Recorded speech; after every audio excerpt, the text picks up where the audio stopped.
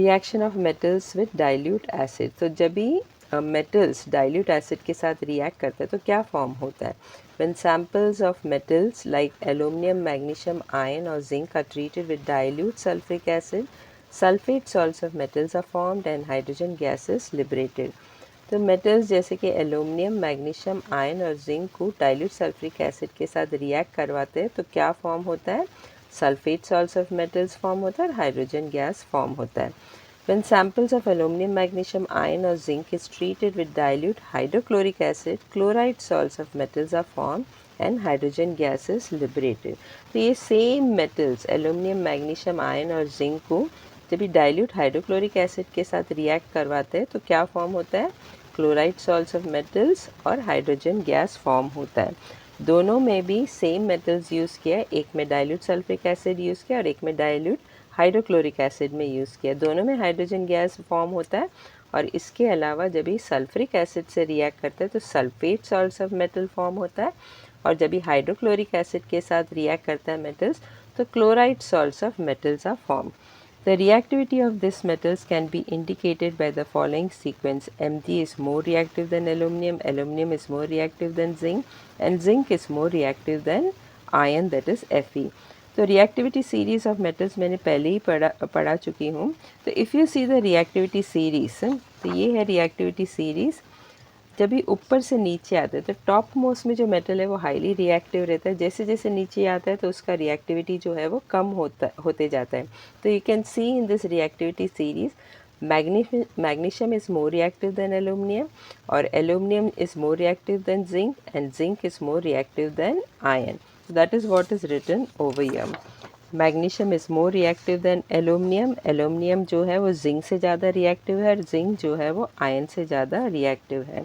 अभी metals like aluminium, magnesium, iron और zinc जब भी डाइल्यूट हाइड्रोक्लोरिक एसिड के साथ रिएक्ट करता है तो उसका केमिकल रिएक्शन यहाँ पे दिया हुआ है.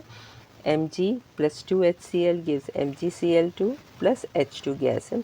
2Al plus 6HCl gives 2AlCl3 aqueous plus 3H2 gas. उसी तरह iron Fe plus 2HCl gives FeCl2 aqueous plus H2 gas.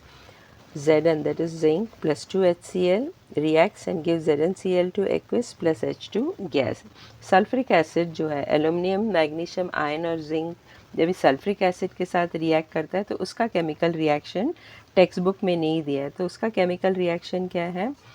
Mg plus H2SO4, that is sulfuric acid, gives what? MgSO4, that is sulfate salts of metal, plus hydrogen gas. 2Al plus 3H2SO4 gives Al2SO4 plus H2. Fe plus H2SO4 gives FeSO4 plus H2. फिर zinc Zn plus H2SO4 gives ZnSO4 plus H2. Next ये जो diagram जो दिया हुआ है यहाँ पे वो टेक्स्ट बुक का पेज नंबर 95 से लिया हुआ है. तो in this diagram you can see test tube में क्या लिया हुआ है? Zinc granules is reacting with dilute hydrochloric acid. जब ये दोनों भी रिएक्ट करते हैं तो क्या फॉर्म होता है? हाइड्रोजन गैस का बबल्स फॉर्म होता है और ये हाइड्रोजन गैस जब भी डेलिवरी ट्यूब से पास होके सोप सोल्यूशन में पास होता है तो सोप बबल्स फॉर्म होता है और ये बबल्स में क्या है? Hydrogen gas. और ये कैसा पता चलेगा कि ये हाइड्रोजन गैस है? एक लाइटेड कैंडल को इस बबल के तरफ लेके आओ और कैंडल का फ्लेम के वजह से इसमें से क्या एक burning, when it Burns crackling noise आता है और इस क्रैकलिंग नॉइस से हमें पता चलता है कि जो गैस इसमें है वो हाइड्रोजन गैस है. Reaction of metals with nitric acid. Nitrate salts of metals are formed on reaction of metals with nitric acid. Various oxides of nitrogen, that is N2O, NO, NO2 are formed in accordance with the concentration of nitric acid. तो जब metals nitric acid के साथ react करता है तो क्या form होता है? नाइट्रेट सॉल्ट्स ऑफ मेटल्स और इसके अलावा various oxides of nitrogen form होता है. या तो N2O फॉर्म होगा या तो NO फॉर्म होगा या तो NO2 फॉर्म होगा. ये किसके ऊपर डिपेंड करता है? कॉन्सेंट्रेशन ऑफ नाइट्रिक एसिड के ऊपर. यानी highly concentrated nitric acid use कर रहा है या डाइल्यूट नाइट्रिक एसिड यूज़ कर रहा है. फॉर एग्जांपल कॉपर जब भी कॉन्सेंट्रेटेड नाइट्रिक एसिड के साथ रिएक्ट करता है तो what is form? CuNO3 twice, that is copper nitrate plus 2NO2. What is NO2? Nitrogen dioxide plus 2H2O, that is water molecule, is also formed. Now when copper reacts with dilute nitric acid, so Cu 3Cu plus 8HNO3, when it reacts it gives what? 3CuNO3 twice, that is copper nitrate, plus 2NO, that is nitric acid, plus 4H2O, that is water molecule. Next topic है aqua regia. Aqua regia is freshly prepared by mixing concentrated hydrochloric acid and concentrated nitric acid in the ratio 3:1. Aqua regia is highly corrosive and fuming liquid. तो aqua regia को कैसे prepare करता है? Concentrated hydrochloric acid और concentrated nitric acid को mix करना पड़ता है इन द रेशियो 3:1. इसका मतलब अगर हम 3 ml of concentrated hydrochloric acid लेंगे तो इसको 1 ml of concentrated nitric acid के साथ मिक्स करना है. अगर 6 ml of concentrated hydrochloric acid लिया तो 2 ml of concentrated nitric acid के साथ मिक्स करना है. यानी इसका रेशियो जो है वो हमेशा 3:1 रहना चाहिए. और एक्वा रिजिया जो है वो highly corrosive and fuming liquid है. It is one of the few reagents which can dissolve the noble metals like gold and platinum. Gold और प्लैटिनम जो है वो नोबल मेटल्स है, यानी वो किसी के साथ रिएक्ट नहीं करता है. लेकिन एक्वा रिजिया इतना कोरोसिव है कि ये नोबल मेटल्स जैसा गोल्ड और प्लैटिनम जो है वो उसमें डिज़ोल्व हो जाता है. Reaction of metals with salts of other metals. तो ये एक एक्सपेरिमेंट है जिसमें we will be finding out कि मेटल्स जब भी सॉल्ट्स ऑफ अदर मेटल के साथ रिएक्ट करता है तो क्या होता है. What is the apparatus required? Copper wire, iron nail, beaker और बिग टेस्ट ट्यूब एक्सेट्रा. यहाँ पे या तो बीकर यूज़ करना है, नहीं तो बड़ा सा टेस्ट ट्यूब यूज़ करना है. केमिकल्स क्या क्या रिक्वायर्ड है? Aqueous solution of ferrous sulphate and aqueous solution of copper sulphate. ना प्रोसीजर क्या है? Take a clean copper wire and a clean iron nail. Copper wire लेना है और आयरन नेल लेना है और दोनों भी क्लीन रहना चाहिए. Dip the copper wire in ferrous sulphate solution and the iron nail in copper sulphate solution. So you can see in the diagram. First वाला टेस्ट ट्यूब में क्या लिया है? Aqueous solution of copper sulphate और उसमें iron nail को dip किया हुआ है. सेकेंड वाला टेस्ट ट्यूब में क्या लिया है? Aqueous solution of ferrous sulphate और उसमें कॉपर वायर को डिप किया हुआ है. Keep on observing continuously at a fixed interval of time. तो इसे ऑब्जर्व करते रहना. फिक्स्ड इंटरवल ऑफ टाइम का मतलब क्या है? ऑब्जर्व करो, फिर थोड़ी देर के बाद वापस ऑब्जर्व करो, then again after some time you observe and see what changes occurs in both the test tube. तो what do we observe?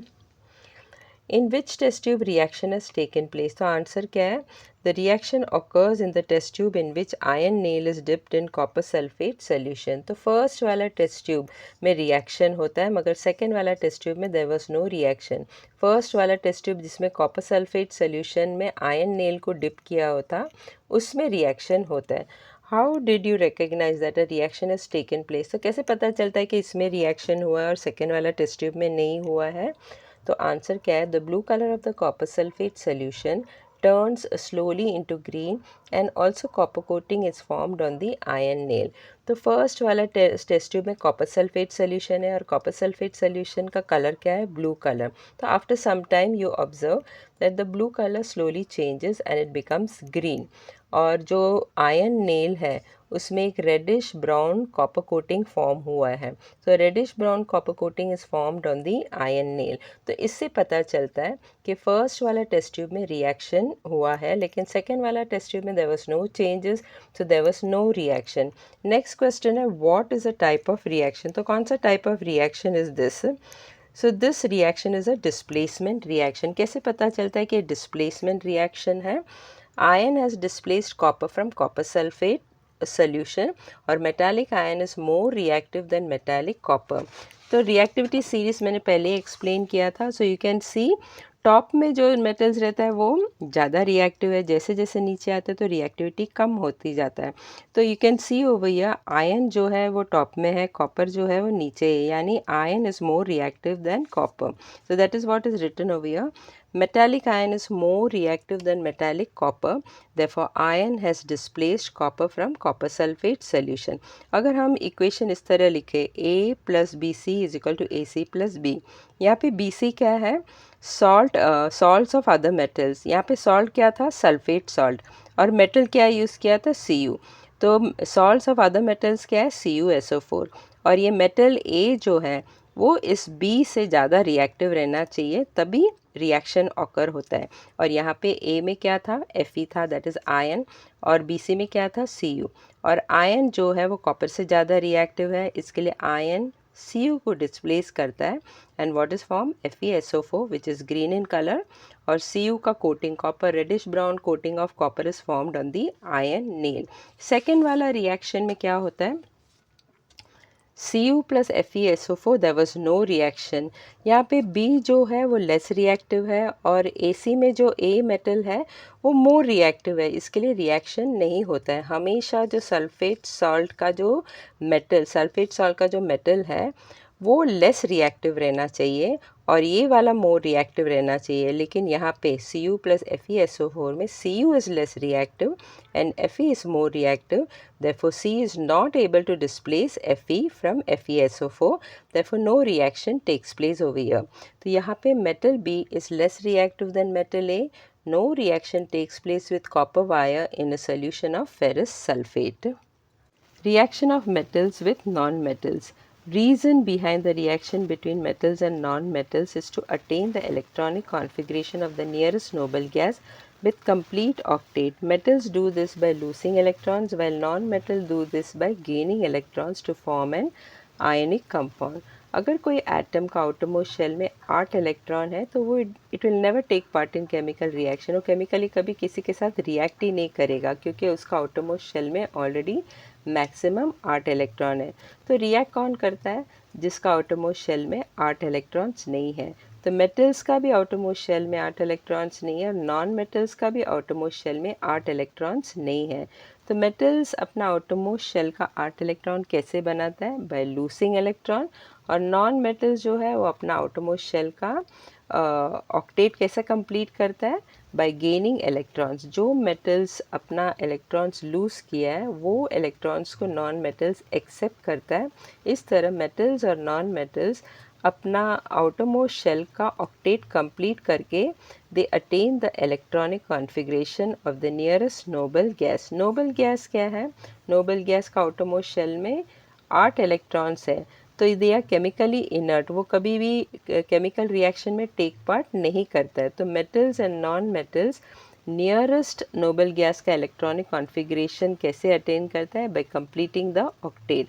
Metals जो है वो लूज़ करता है electrons and complete the octet, और नॉन मेटल्स जो है वो गेन करता है electrons to complete the octet. Noble gas like helium, neon, argon do not take part in chemical reaction because the outermost shell of noble gases being complete they are chemically inert। तो noble gas क्या है, मैंने अभी बताया था, noble gas का outermost shell में maximum 8 electrons है, तो वो केमिकली रिएक्ट कभी किसी के साथ नहीं करता है। नोबल गैस क्या है, जैसे कि हीलियम, नियॉन और argon, since they don't take part in chemical reaction इसे केमिकली इनर्ट भी कहते हैं, यानी इनर्ट गैस भी कहते हैं। तो noble gas are also known as inert gas. जो भी मैंने इधर एक्सप्लेन किया है उसे डायग्राम की मदद से यूल अंडरस्टैंड बेटर। तो यहाँ पे नोबल गैस क्या था, हीलियम, नियॉन और argon. So let us see the electronic configuration of noble gas, helium, neon और आर्गॉन। हीलियम का एटॉमिक नंबर क्या है, 2। तो इलेक्ट्रॉनिक कॉन्फ़िगरेशन क्या है, 2। एंड दिस 2 इलेक्ट्रॉन्स वो फर्स्ट शेल में एकोमोडेट करता है। अभी फर्स्ट शेल में मैक्सिमम सिर्फ 2 इलेक्ट्रॉन्स ही वो एकोमोडेट कर सकता है, 8 इलेक्ट्रॉन नहीं। और यहाँ पे first shell which is outermost shell of helium, इसमें ऑलरेडी 2 इलेक्ट्रॉन है, यानी वो स्टेबल है, it will not take part in any chemical reaction, यानी उसका ड्यूप्लेट जो है वो कंप्लीट है। नेक्स्ट नियॉन, नियॉन का एटॉमिक नंबर क्या है, 10। तो उसका इलेक्ट्रॉनिक कॉन्फ़िगरेशन क्या है, 2 8। फर्स्ट शेल में 2 इलेक्ट्रॉन, आउटरमोस्ट शेल में 8 इलेक्ट्रॉन। अभी if you observe, outermost shell में ऑलरेडी उसके पास 8 इलेक्ट्रॉन्स है, यानी नियॉन जो है वो स्टेबल है, it will not take part in any chemical reaction because octet is complete. उसी तरह आर्गॉन का एटॉमिक नंबर क्या है, 18। उसका इलेक्ट्रॉनिक कॉन्फ़िगरेशन क्या है, 2 8 8, यानी फर्स्ट शेल में 2 इलेक्ट्रॉन, सेकेंड शेल में 8 इलेक्ट्रॉन, और आउटरमोस्ट शेल में भी 8 इलेक्ट्रॉन है। तो आउटरमोस्ट शेल में ऑलरेडी 8 इलेक्ट्रॉन्स है, तो argon is stable, argon will also not take part in chemical reaction. तो नोबल गैस जो है it never takes part in chemical reaction, क्योंकि उसका आउटरमोस्ट शेल कम्प्लीटली फिल्ड रहता है। हीलियम का ड्यूप्लेट इज़ कंप्लीट, नियॉन का ऑक्टेट इज़ कंप्लीट और आर्गॉन का भी octet is complete. Now metals और नॉन मेटल्स जो है वो स्टेबल नहीं रहता है, उसका आउटरमोस्ट शेल में 8 इलेक्ट्रॉन्स नहीं रहता है, तो they react with each other. और मेटल्स और नॉन मेटल्स जो है वो या तो इलेक्ट्रॉन लूज करता है, नहीं तो इलेक्ट्रॉन गेन करता है to attain the electronic configuration of the nearest noble gas. Now let us see metals. Metals में सोडियम और calcium we have taken example. Sodium का एटॉमिक नंबर क्या है 11, उसका इलेक्ट्रॉनिक कॉन्फ़िगरेशन क्या है 281, यानी फर्स्ट शेल में 2 इलेक्ट्रॉन, सेकेंड शेल में 8 इलेक्ट्रॉन, लेकिन आउटरमोस्ट शेल में सिर्फ एक ही इलेक्ट्रॉन है। आउटरमोस्ट शेल में कितना इलेक्ट्रॉन्स रहना चाहिए 8 इलेक्ट्रॉन्स, तो यहाँ पे आउटरमोस्ट शेल में सिर्फ एक ही इलेक्ट्रॉन है, तो सोडियम जो है it will lose this 1 electron. तो जब ये लूज़ करता है 1 इलेक्ट्रॉन तो उसके पास सिर्फ 2 ही शेल रहेगा, आउटरमोस्ट शेल जो है वो चला जाएगा। So it will be having only 2 shells, first shell में 2 इलेक्ट्रॉन, अभी आउटरमोस्ट शेल में 8 इलेक्ट्रॉन है, तो इट हैज़ लॉस्ट 1 इलेक्ट्रॉन। इस तरह इलेक्ट्रोपॉजिटिव एलिमेंट फॉर्म होता है। और एक इलेक्ट्रॉन लूज़ किया है तो उसका चार्ज क्या आएगा +y, बिकॉज इलेक्ट्रॉन जो है वो नेगेटिवली चार्ज है और एक नेगेटिव चार्ज चला गया तो it will become 1 plus. So this way positively charged sodium ion is formed, that is Na plus. Next example is Ca, calcium. Calcium का एटॉमिक नंबर कितना है 20 और इसका इलेक्ट्रॉनिक कॉन्फ़िगरेशन क्या है 2882, यानी फर्स्ट शेल में 2 इलेक्ट्रॉन, सेकंड शेल में 8 इलेक्ट्रॉन, थर्ड शेल में 8 इलेक्ट्रॉन, लेकिन आउटरमोस्ट शेल में कितना है 2 इलेक्ट्रॉन। आउटरमोस्ट शेल में कितना इलेक्ट्रॉन्स रहना चाहिए 8 इलेक्ट्रॉन्स, लेकिन उसके पास 8 इलेक्ट्रॉन्स नहीं है, तो कैल्शियम जो है इट विल लूज 2 इलेक्ट्रॉन। इस तरह इलेक्ट्रोपॉजिटिव एलिमेंट इज फॉर्म। पहले उसके पास 4 शेल था लेकिन अभी उसके पास 3 शेल है क्योंकि आउटरमोस्ट शेल का 2 electron it has lost. Now first shell में 2 इलेक्ट्रॉन है, सेकेंड शेल में 8 इलेक्ट्रॉन है और आउटरमोस्ट शेल में भी 8 इलेक्ट्रॉन है। पहले उसका इलेक्ट्रॉनिक कॉन्फ़िगरेशन 2882 था, अभी उसका इलेक्ट्रॉनिक कॉन्फ़िगरेशन क्या है 288। Since it has lost 2 electrons, electron जो है वो नेगेटिवली चार्ज रहता है, तो जो कैल्शियम आयन है it will become 2 plus because it has lost 2 electron which is negatively charge. तो Ca2 plus is form by losing 2 electron. यहाँ पे सोडियम कौन सा नोबल गैस के जैसे इलेक्ट्रॉनिक कॉन्फ़िगरेशन ऑब्टेन किया हुआ है, नियॉन के जैसा। इफ़ यू सी नियॉन का इलेक्ट्रॉनिक कॉन्फ़िगरेशन 28 है और सोडियम आयन का भी इलेक्ट्रॉनिक कॉन्फ़िगरेशन 28 है। So sodium ion is now attend the electronic configuration of neon. अभी कैल्शियम का देखेगा तो कैल्शियम का इलेक्ट्रॉनिक कॉन्फ़िगरेशन 288 है और आर्गॉन का भी 288 है, यानी calcium ion has attained the electronic configuration of argon, that is the nearest noble gas कौन सा है argon. Now non metals, let us see the non metals. Non metals में क्लोरीन और ऑक्सीजन लिया है।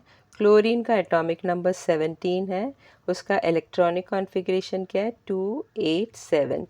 तो फर्स्ट शेल में 2 electron, second shell में 8 इलेक्ट्रॉन और आउटरमोस्ट शेल में 7 इलेक्ट्रॉन है। 8 इलेक्ट्रॉन्स नहीं है, एक इलेक्ट्रॉन की कमी है, तो क्लोरीन जो है it will gain 1 electron and it become electronegative element. अभी उसके पास फर्स्ट शेल में 2 इलेक्ट्रॉन है, सेकंड शेल में 8 इलेक्ट्रॉन है और by gaining 1 electron outermost shell में भी 8 इलेक्ट्रॉन है। अभी क्लोरीन जो है वो नेगेटिवली चार्ज्ड आयन फॉर्म हुआ है, that is chloride ion. Why it is minus because it has gain 1 extra electron और इलेक्ट्रॉन का चार्ज माइनस है तो एक एक्स्ट्रा इलेक्ट्रॉन आ गया, यानी एक एक्स्ट्रा माइनस चार्ज आ गया, तो chloride ion that is Cl-1 ion form होता है जिसका इलेक्ट्रॉनिक कॉन्फ़िगरेशन क्या है 288।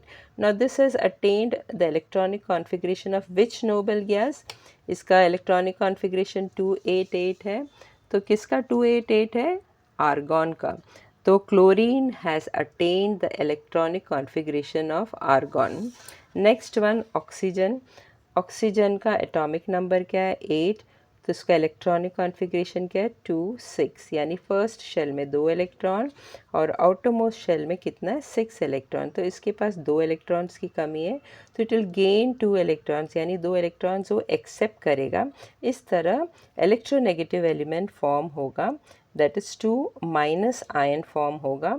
Y 2 minus? क्योंकि उसने 2 इलेक्ट्रॉन्स एक्सेप्ट किया है, गेन किया है, और इलेक्ट्रॉन नेगेटिवली चार्ज है, तो इसका 2 माइनस चार्ज इंक्रीज़ हो जाएगा। इसके लिए ऑक्साइड आयन जो है वो 2 माइनस रहेगा। इस तरह electronegative negatively charge ion oxide is formed. इसका इलेक्ट्रॉनिक कॉन्फ़िगरेशन क्या है 2 8। फर्स्ट शेल में 2 इलेक्ट्रॉन्स, लास्ट आउटरमोस्ट शेल में अभी उसके पास 8 इलेक्ट्रॉन है। अभी ऑक्साइड आयन का इलेक्ट्रॉनिक कॉन्फ़िगरेशन कौन सा नोबल गैस का जैसा है? You can see the electronic configuration 2 8, so it has attained the electronic configuration of neon. neon का भी 2 8 है। तो sodium has attained the electronic configuration of neon, calcium has attained the electronic configuration of argon, or chloride has attained the electronic configuration of argon, and the last one, oxide ion, has attained the electronic configuration of the noble gas neon. इस तरह metals or non-metal, metals will lose electron and non-metals will accept electron to attain the electronic configuration of the nearest noble gas with complete octet. अभी metals और non metals आपस में react करता है, उसका एक एग्जाम्पल दिया हुआ है सोडियम और chlorine. Sodium is metal, chlorine is non metal. Sodium chloride is formed as sodium metal gives away 1 electron, while non metals chlorine takes up that 1 electron. Sodium का एटॉमिक नंबर क्या है 11, तो उसका electronic configuration क्या है 2 8 1. First shell में 2 electron है, second shell में 8 इलेक्ट्रॉन है, और लास्ट आउटरमोस्ट शेल में कितना इलेक्ट्रॉन है 1 इलेक्ट्रॉन है. यू कैन सी सोडियम का आउटरमोस्ट शेल में 8 इलेक्ट्रॉन नहीं है, सिर्फ 1 इलेक्ट्रॉन है. और क्लोरीन का एटॉमिक नंबर क्या है 17, उसका इलेक्ट्रॉनिक कॉन्फ़िगरेशन क्या है 2 8 7. फर्स्ट शेल में 2 इलेक्ट्रॉन है, सेकेंड शेल में 8 इलेक्ट्रॉन है, और आउटरमोस्ट शेल में कितना है 7 इलेक्ट्रॉन्स है. तो सोडियम जो है वो अपना 1 इलेक्ट्रॉन डोनेट करेगा क्लोरीन को. इस तरह क्लोरीन का जो आउटरमोस्ट शेल है उसमें 8 इलेक्ट्रॉन्स हो जाएगा. You can see over here chlorine का आउटरमोस्ट शेल में कितना है 8 इलेक्ट्रॉन्स है. पहले उसका इलेक्ट्रॉनिक कॉन्फ़िगरेशन क्या था 2 8 7. अभी इसका इलेक्ट्रॉनिक कॉन्फ़िगरेशन क्या है 2 8 8, यानी उसके पास 1 इलेक्ट्रॉन एक्स्ट्रा आया. Therefore chloride is what negative ion, it is a negative ion. Sodium has lost 1 electron, sodium का 1 इलेक्ट्रॉन लूज़ किया है which is taken up by chlorine. तो सोडियम में अभी सिर्फ 2 ही शेल रहेगा. फर्स्ट शेल में कितना है 2 इलेक्ट्रॉन्स, और सेकेंड शेल में कितने 8 इलेक्ट्रॉन्स. पहले उसका इलेक्ट्रॉनिक कॉन्फ़िगरेशन क्या था 2 8 1. अभी इसका इलेक्ट्रॉनिक कॉन्फ़िगरेशन क्या है 2 8. Since it has lost 1 electron, तो उसका 1 इलेक्ट्रॉन कम हो जाता है. इसके लिए sodium is what positively charged ion, that is sodium plus Na plus और Cl माइनस. इस तरह NaCl, an ionic compound NaCl is formed. Reaction is given over here. 2Na plus Cl2 gives what 2NaCl. Sodium is metal, chlorine is non-metal. Both sodium gives away its electron and chlorine takes that electron to form the ionic compound NaCl, that is sodium chloride. Similarly, magnesium and potassium भी give and take करके, electrons give and take करके ionic compound क्या बनता है MgCl2 and KCl respectively, that is magnesium chloride and potassium chloride. Chemical properties of non-metals. Non-metals show less similarity in physical and chemical properties. तो non-metals का physical और chemical properties में ज़्यादा similarity नहीं रहता. Non-metals are called electronegative elements as they form negatively charged ions by accepting electron. ये मैंने पहले भी explain किया था. You can see over here non-metal chlorine का एटॉमिक नंबर कितना है 17, तो उसका इलेक्ट्रॉनिक कॉन्फ़िगरेशन क्या है 2 8 7 यानी फर्स्ट शेल में 2 इलेक्ट्रॉन है, सेकेंड शेल में 8 इलेक्ट्रॉन है और आउटरमोस्ट शेल में कितना इलेक्ट्रॉन्स है 7 electron.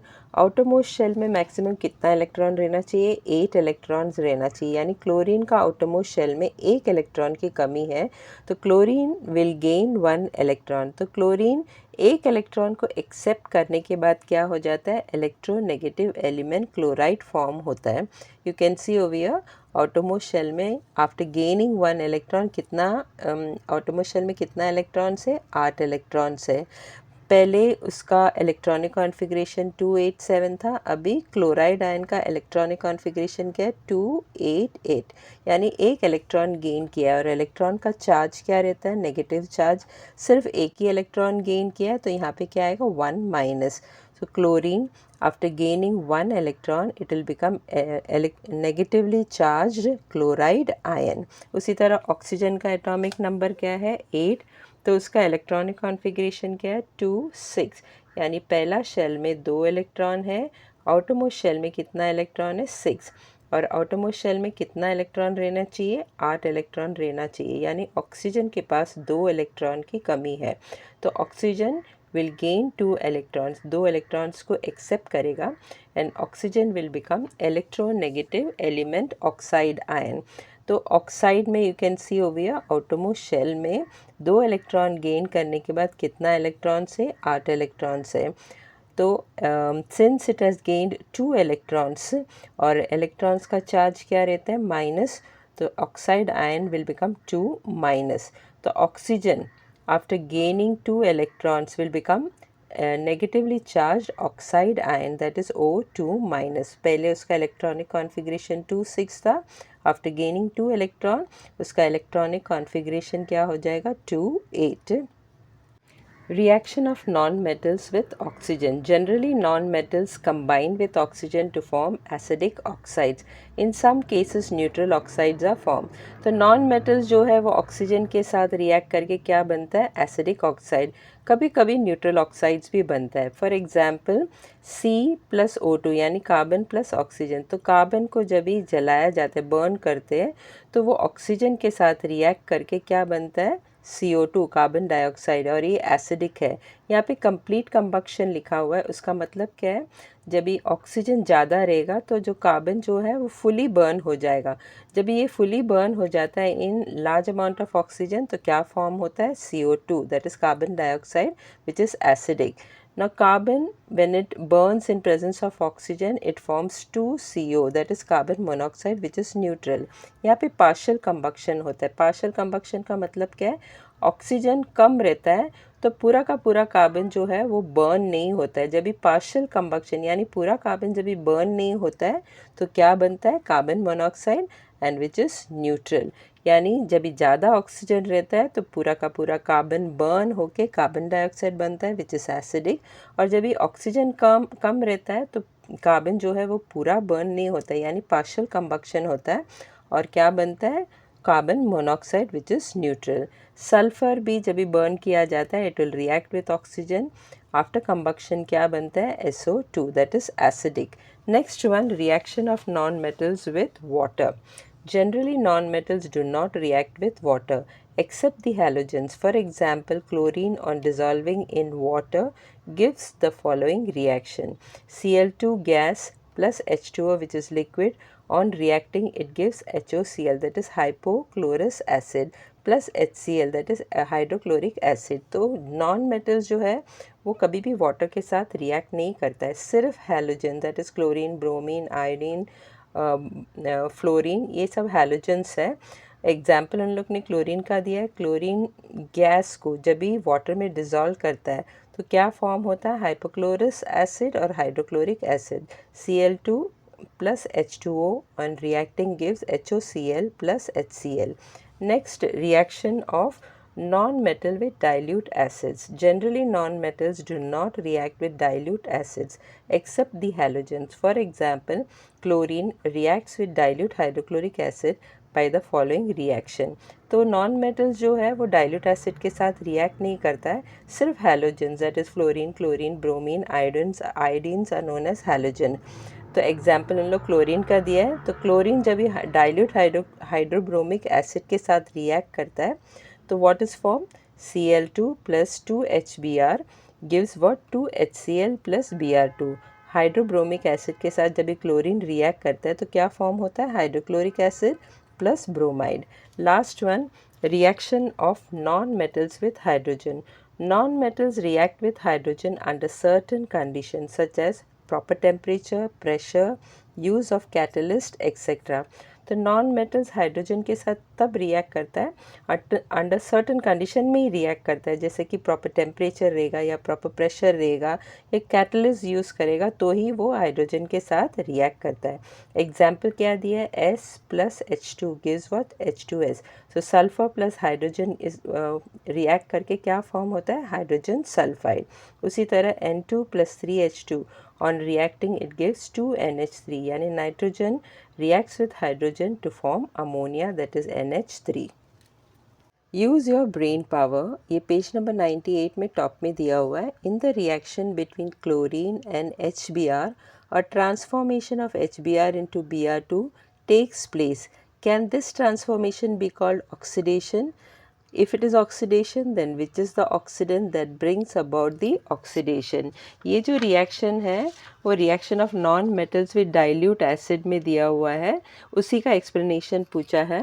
For example chlorine reacts with dilute hydrochloric acid by the following reaction, that is chlorine in gaseous form plus 2 HBr that is hydrobromic acid on reacting gives what 2 HCl that is hydrochloric acid plus bromine। तो वही same reaction मैंने यहाँ पे लिखा हुआ है, Cl2 chlorine in gaseous form plus 2 HBr that is hydrogen bromide or hydrobromic acid in aqueous form both react with each other to give what 2 HCl in aqueous form that is hydrogen chloride or hydrochloric acid plus Br2 in aqueous form that is bromine। तो ये reaction जो है इसे oxidation कह सकते हैं कि नहीं, तो इसका आंसर है yes, this transformation can be called oxidation. In the reaction between HBr and chlorine that is Cl2, HBr is oxidized to Br2। Why? Because HBr में से हाइड्रोजन को निकाल दिया है, therefore it is oxidized to Br2 and Cl2 is reduced to HCl। Cl2 reduce क्यों हुआ है, क्योंकि Cl2 में हाइड्रोजन ऐड हुआ है, तो when therefore Cl2 is reduced to HCl, hence Cl2 is the oxidant in the reaction। तो यहाँ पे Cl2 जो है that is a oxidant। ये कैसे पता चलेगा, always oxidant जो है वो itself gets reduced। यहाँ पे कौन reduce हो रहा है, Cl2 is getting reduced, therefore Cl2 is the oxidant in the reaction।